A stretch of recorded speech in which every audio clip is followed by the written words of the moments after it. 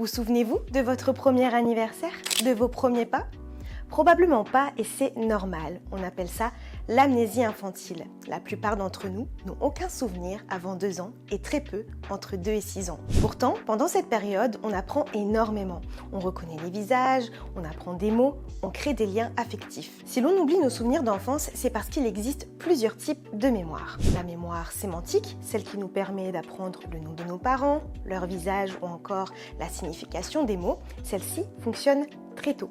Et puis, il y a la mémoire épisodique qui, elle, enregistre les souvenirs personnels à un moment précis, dans un lieu précis, comme un repas de Noël par exemple. Ce sont ces souvenirs qui sont oubliés avec l'amnésie infantile. Pourquoi?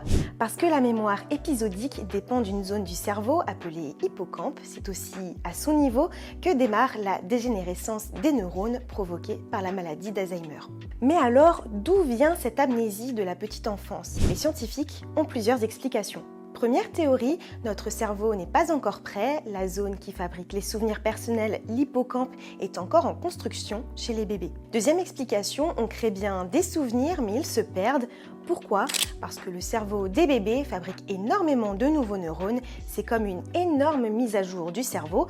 Résultat, les souvenirs du début de la vie deviennent inaccessibles. Et enfin, troisième possibilité, un mélange des deux. La petite enfance serait une période d'entraînement où le cerveau apprend peu à peu à fabriquer et à garder des souvenirs pendant qu'il grandit et se transforme. Résultat, on ne garde presque aucun souvenir conscient de ces années-là. Mais ça ne veut pas dire qu'il ne compte pas, bien au contraire. Les premières expériences marquantes ou traumatisantes laissent des traces dans le cerveau et peuvent influencer notre façon de ressentir, d'apprendre ou de réagir des années plus tard.